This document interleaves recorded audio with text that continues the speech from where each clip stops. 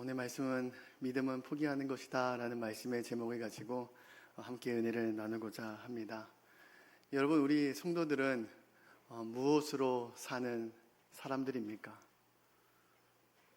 돈으로 사는 사람이 아니고, 내 힘으로 사는 것도 아니고, 내 지혜로 사는 사람이 아니라 하나님을 믿는 믿음으로 사는 천국 백성인 줄 믿습니다. 우리는 믿음으로 사는 사람이고, 믿음으로 하나님의 역사를 보면서 사는 천국 백성입니다. 그렇기 때문에 때로는 삶에서 어려운 일을 만나고 슬픈 일을 만나도 우리가 그 고난 속에서도 소망을 품을 수 있는 이유는 우리에게 하나님을 향한 믿는 믿음이 있기 때문인 줄로 믿습니다. 평생 하루하루 사는데 믿음으로 살기를 바라고 날마다 하나님과 동행하며 사는 믿음의 백성들 되시기를 주님의 이름으로 축복합니다. 여러분, 언제 우리의 믿음이 여러분 드러납니까? 어디서 우리의 믿음의 실체가 여러분 드러납니까? 언제 우리의 믿음이 여러분 증명됩니까?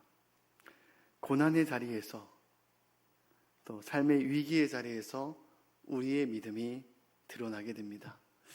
평상시에 참 교회에서 믿음 좋은 분 같아 보였는데, 여러 가지 관계적인 시험과 또 어려운 사업장의 문제와 어려움이 있을 때 그 문제로 인해서 실족하고 넘어지고 또 주님 곁에 떠나가는 분들도 왕왕 보게 됩니다.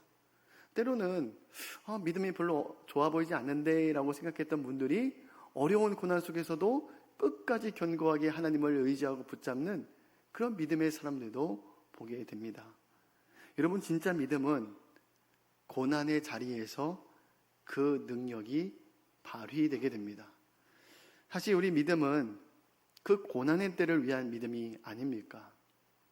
우리가 어려운 고난에 당할 때 평상시 말씀으로 기도로 그 쌓여진 우리의 믿음이 고난의 때에 여러분 발휘되는 겁니다. 우리가 감당하기 어려운 큰 고난이 찾아올 때 우리에게 이 큰 고난에 감당할 만한 더 큰 믿음이 필요합니다. 그런데 갑자기 우리에게 이 큰 믿음이 저절로 여러분 생겨납니까? 저절로 갑자기 큰 믿음이 생기는 것이 아닙니다. 우리는 여러분 믿음의 근력을 여러분 키워야 됩니다. 여러분, 몸의 근육은 어떻게 만들어집니까? 저절로 근육이 만들어집니까? 그저 내 몸을 편하게 쉬게 놔두고 먹고 마시면 여러분 저절로 근력이 생깁니까? 아닙니다. 운동을 통한 여러 크고 작은 고통과 아픔을 참아낼 때 여러분 그때 근육이 만들어집니다.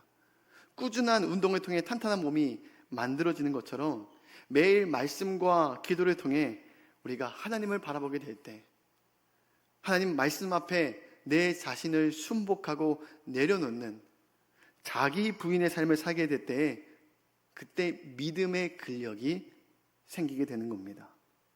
한순간에 큰 믿음이 생기는 법이 없습니다.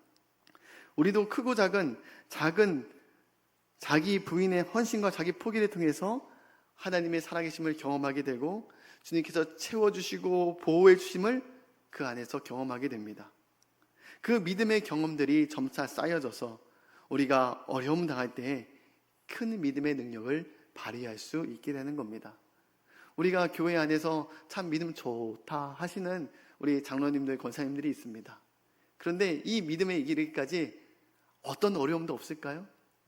수많은 광야에 많은 어려움과 시험과 문제와 고난들이 있어 왔습니다.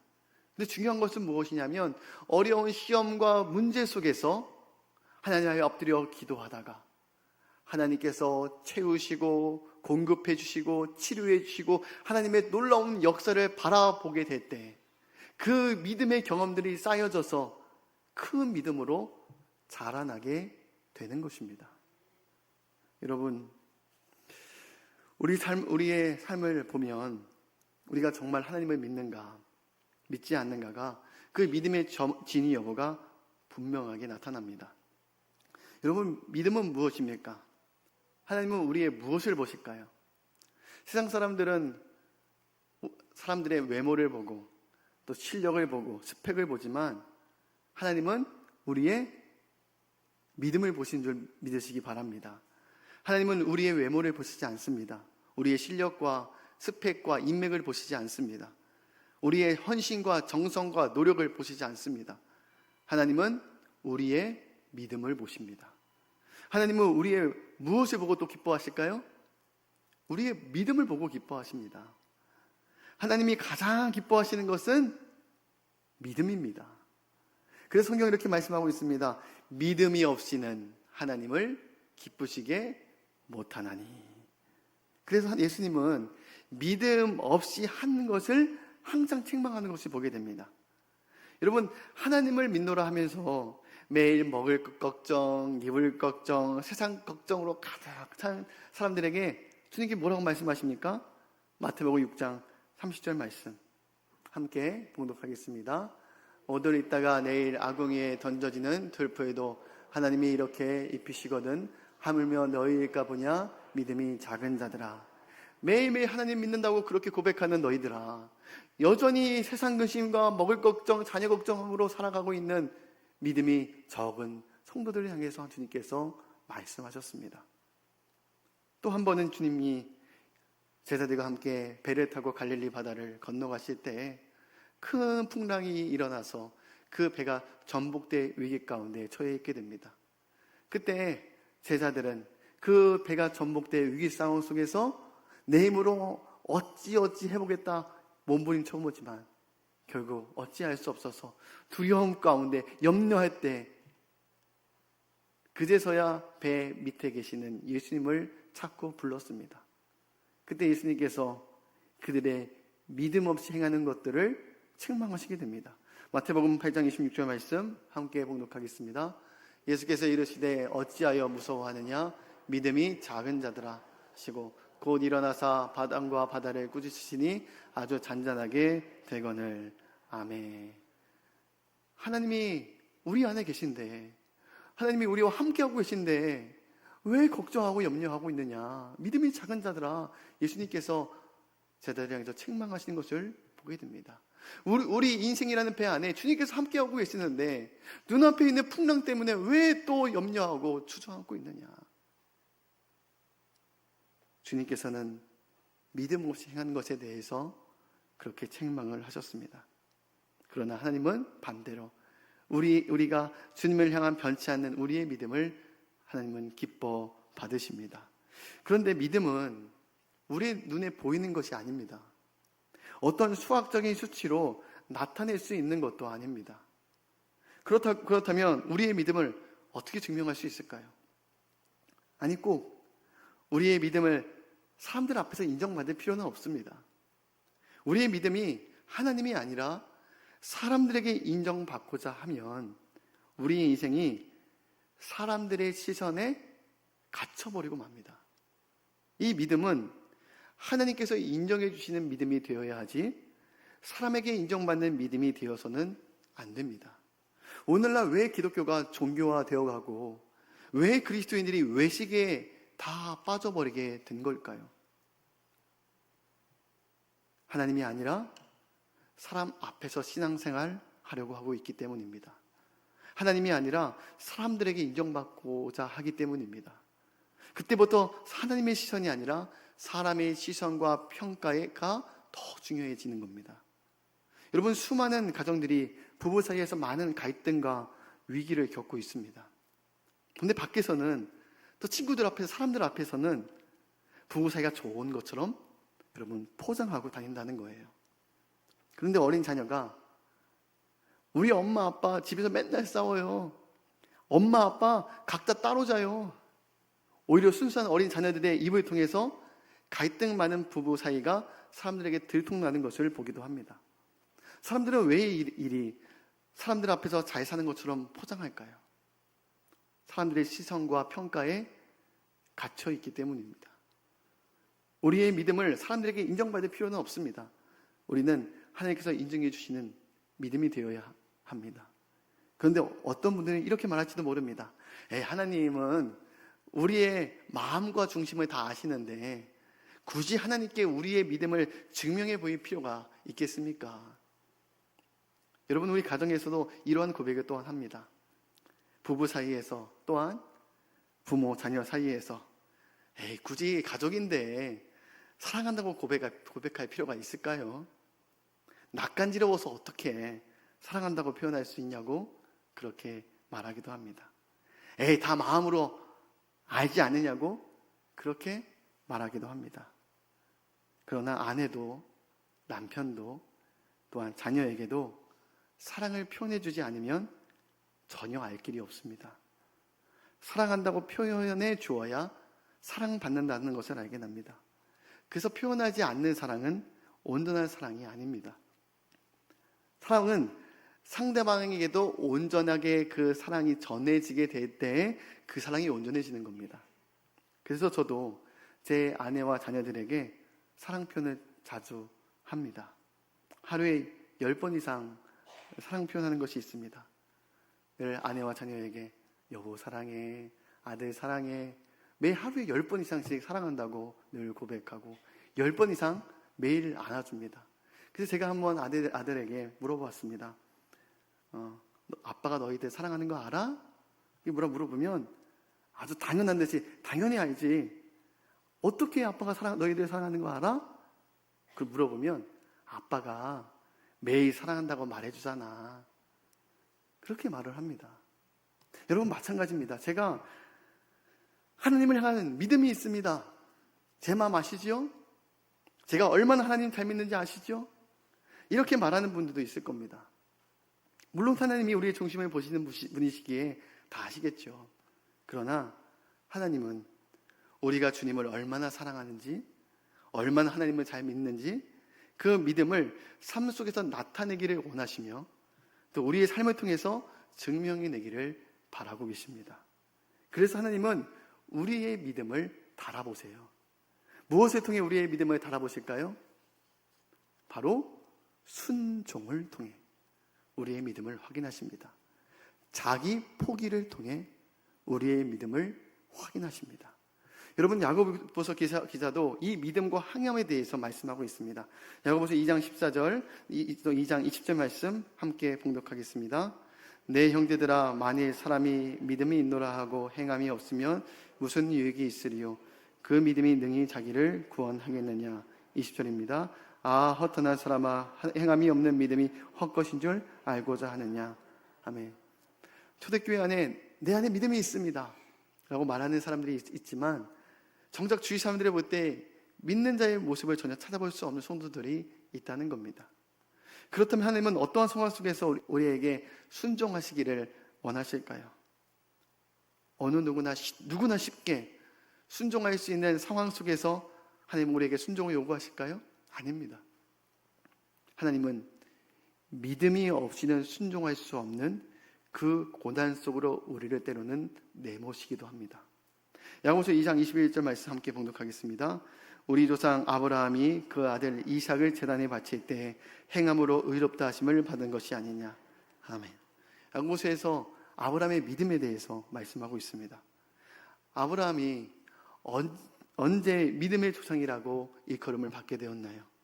아브라함은 언제 하나님 앞에서 그의 믿음을 인정받게 되었나요? 바로 하나님 앞에 순종할 때, 그리고 하나님 앞에서 자기를 포기할 때, 그때 하나님께서 그의 믿음을 주님께서 인정해 주셨습니다. 하나님께서 약속하신 때 아브라함의 나이 100세 때 아들 이삭을 선물로 주셨습니다. 그 100세 때에 얻은 아들인지라 너무나도 눈에 넣어도 아프지 않는 정말 너무나 귀한, 너무나도 사랑스러운 귀한 아들이었던 겁니다. 그런데 하나님이 했던 그 마음이 점차 아들 이삭에게로 빠지게 될 때 하나님께서 정말 너가 나를 사랑하느냐? 정말 지금도 온전히 나를 믿고 있느냐? 그 믿음과 사랑을 확인하기 위해서 하나님께서 믿음 없이는 순종할 수 없는 하나님께서 명령을 하십니다. 내가 지정하는 그 모리아 산에 가서 내 아들 이삭을 번제물로 바쳐라. 주님께서 이렇게 명령하셨습니다. 그런데 아브라함은 이 말씀을 듣고 며칠 동안 고민해보고 또 아내와 상의해보고 결정하는 것이 아니라 즉시로 다음날 아침에 일어나서 말씀 앞에 순종합니다. 아브라함이 하나님의 말씀에 순종하게 될 때 생명처럼 귀한 아들을 하나님 앞에 내려놓고 포기할 때 하나님이 그의 믿음을 인정해 주셨습니다. 창세기 22장 12절 말씀 제가 봉독해 드리겠습니다. 내가 내 아들 내 독자까지도 내게 아끼지 않으였으니 내가 이제야 내가 하나님을 경외하는 줄을 아노라. 내가 이제야 아노라. 내가 이 믿음의 순종을 통해서 내 믿음을 확인하였다. 너가 나를 얼마나 사랑하는지 다시 한번 이 믿음의 순종을 통해서 내가 알게 되었다. 우리가 하나님이 기뻐하시는 뜻을 위해서 정말 내 뜻을 포기할 수 있느냐? 우리가 하나님 말씀에 순종하기 위해서 내가 소중하게 여기는 내 시간과 돈과 계획을 다 포기할 수 있느냐? 하나님이 원하시지 않는 일이라면 모든 재정적인 손해를 감수할 수 있느냐? 우리가 하나님을 위해 내 것을 포기하게 될 때 그 믿음이 하나님 앞에서 증명되는 겁니다. 사실 우리 그리스도인들은 하나님을 내 인생에서 가장 귀한 분으로 모시고 사는 사람들입니다. 하나님은 내 생명보다 더 귀한 분이심을 믿고 살아가는 사람들이 바로 저와 여러분들입니다. 왜냐하면 하나님이 우리를 존재케 하신 하나님 아버지시기 때문입니다. 하나님이 우리를 이 땅에 보내주신 분이시고 우리에게 생명을 주시는 분이시기 때문입니다. 또한 우리를 죄에서 구원하시기 위해 아들의 생명조차도 아낌없이 내어주신 만큼 우리를 사랑해 주신 하나님이시기에 우리는 하나님을 내 생명보다도 내 자녀보다도 더 귀한 분으로 믿고 살아가는 것입니다. 여러분 성경에 보면 밭에 감추인 보화에 대한 말씀이 나옵니다. 매일 밭을 일구는 한 농부는 늘 평상시에 큰 기대 없이 하루하루 일로 살아가고 있었습니다. 그냥 인생은 매일 일로 사는가 보다라고 생각하며 살던 그는 어느 날 그가 관리하는 밭에 숨겨진 보화를 발견하게 됩니다. 여러분 주인 없는 보화가 발견되게 될 때 그 보화가 발견된 그 땅의 주인이 그 보화를 갖도록 되어 있습니다. 이 귀한 보화를 발견한 이 한 농부는 자신의 모든 것을 다 팔아서 이 밭을 살게 됩니다. 그 당시 이방 민족들의 침입이 빈번했던 때여서 이러한 전쟁과 약탈을 피해 자신의 재산을 가장 안전하게 보관할 수 있는 방법은 자신만 아는 땅 속에 보화를 숨기고 떠나가는 것이었습니다. 그런데 보화를 숨긴 주인이 그곳에 떠났다가 안 좋은 일을 당해 세상을 떠났거나 다시 집으로 돌아오지 못하는 이들이 왕왕 있었습니다. 그러니까 주인 없는 보화가 있었다는 겁니다. 이렇게 한 농부는 이 보화를 얻기 위해서 자신의 모든 것을 팔아서 다 샀습니다. 땅을 샀습니다. 여러분 우리는 이 세상에서 가장 좋은 보화를 발견한 사람들인 줄로 믿으시기 바랍니다. 세상의 그 어떠한 것과도 비교할 수 없고 견줄 수 없는 보화인 예수 그리스도를 만난 사람들입니다. 여러분 인생에서 가장 성공한 사람은 어떤 사람인지 아십니까? 가장 복받은 사람은 여러분 어떤 사람인지 아십니까? 로또에 맞아서 1억 천금을 소유한 사람이 여러분 성공한 사람일까요? 요즘 축구협회 감독 선임에 대한 문제로 시끌시끌합니다.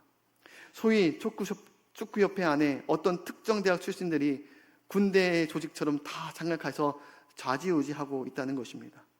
이처럼 좋은 인맥, 출세 라인을 잘 타서 빨리 승진하는 것이 여러분 성공한 사람일까요? 아닙니다. 그 사람 안에 예수 그리스도가 없는데 돈이 하루아침에 많아지면 어떻게 될까요? 허탄한데 돈을 씁니다. 죄 짓는데 돈을 사용합니다. 돈이 주는 즐거움에 빠져 다 자신을 잃어버리고 맙니다. 또한 여러 파리들이 꼬여서 어떻게 하면 저 돈을 해먹을까? 이상한 사람들이 주위에 들러붙게 되어 있다는 겁니다. 탕자의 삶을 보면 여러분 잘 나타나지 않습니까? 탕자가 돈이 있을 때 돈을 따르는 세상 부들이 탕자 옆에 늘 붙어 있었습니다. 어떻게 하면 저 탕자의 돈을 해먹을까? 그런 사람들이 늘 곁에 들러붙어 있었습니다. 그러나 탕자가 가지고 있는 돈이 다 사라지게 될 때 탕자 주위에 아무것도 남는 것이 없었습니다. 여러분 사람이 인맥을 따라 사는 것이 얼마나 허탄한 것인지 사람은 자신이 필요할 때에는 내 편이지만 쓸모없다고 생각하며 언제든지 배신하고 떠나가는 이것이 세상입니다. 우리는 세상의 최고의 보물인 예수 그리스도를 만난 사람들입니다. 우리는 믿음을 통해서 영생을 선물로 받은 사람들입니다. 예수의 피값으로 우리는 모든 죄에 대한 심판과 형벌에서 벗어난 은혜 받은 사람들입니다. 천지를 지으신 하나님 아버지와 동행하며 사는 자입니다. 하나님과 함께한 우리는 결코 사망이 우리를 사로잡지 못합니다. 우리 그리스도인들은 참된 평안과 만족을 누리며 사는 자들입니다. 그래서 우리는 이러한 고백을 담아서 여러분 찬송을 부르시지 않습니까? 주 예수보다도 귀한 것은 없네. 이 세상 부귀와 바꿀 수 없네. 영 죽을 내 대신 돌아가신 그 놀라운 사랑 잊지 못해. 세상 즐거움 다 버리고 세상 자랑 다 버렸네. 주 예수보다도 귀한 것은 없네. 예수 밖에는 없네. 여러분, 우리는 내 생명보다도 더 귀한 예수님을 모시고 사는 가장 축복받은 사람들입니다. 그 구원과 영생을 받은 우리들은 이제 이 땅에서 사는 목적과 방향이 여러분 지난날과 다를 수밖에 없다는 겁니다. 하나님 만나기 전에 지난날에 우리는 나의 성공을 위해 살아왔고, 나의 행복과 즐거움을 위해 살아왔고, 내 자신을 위해 살아왔습니다. 그러나 이제는 하나님을 만나 새 생명을 얻은 우리는, 주님을 내 마음에 모시고 거듭난 우리는 이제는 하나님의 영광과 하나님의 나라를 위해서 믿음으로 사는 자들이 되었습니다. 우리 로마서 1장 17절 말씀 함께 봉독하겠습니다. 복음에는 하나님의 의가 나타서서 믿음으로 믿음에 이르게 하나니 기록된 바 의인은 믿음으로 말미암아 살리라 함과 같으니라. 아멘. 우리는 이제 믿음으로 사는 천국 백성이 되었습니다. 여러분, 믿음으로 산다는 건 무엇일까요? 믿음으로 행한다는 뜻은 무엇일까요? 다른 표현으로 성령님과 함께 산다. 성령님의 말씀대로 행하고 결정한다. 자기를 포기하며 하나님의 말씀에 순종하며 사는 것이다. 믿음으로 사는 것은 내가 지금까지 의지하고 사랑하는 모든 것을 포기하는 겁니다. 사도 바울과 같이 내가 이전에 생명처럼 여겼던 모든 세상의 것들, 내 돈, 지위, 명예를 배설물, 똥으로 여기는 겁니다. 빌립보서 3장 5절에서 8절 말씀 우리 마지막으로 함께 봉독하겠습니다. 나는 8일 만에 할례를 받고 이스라엘 족속이요 베냐민 지파요 히브리인 중에 히브리인이요 율법으로는 바리새인이요 열심으로는 교회를 박해하고 율법의 의로는 흠이 없는 자라.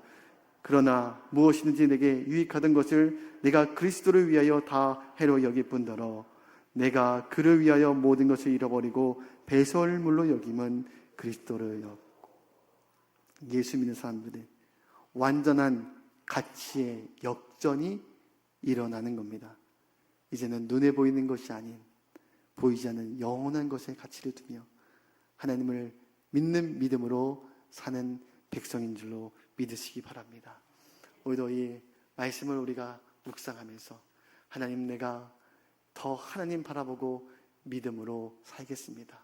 내가 하나님의 말씀 앞에 온전히 순복할 수 있는 믿음이 되게 하여 주시옵소서. 하나님의 뜻이 아니라고 한다면 자기의 모든 손해와 후회를 감수하고서라도, 하나님의 뜻이 아닐 때에는 내 생각과 계획을 꺾고서라도 그 하나님의 말씀 앞에 온전히 나아갑니다.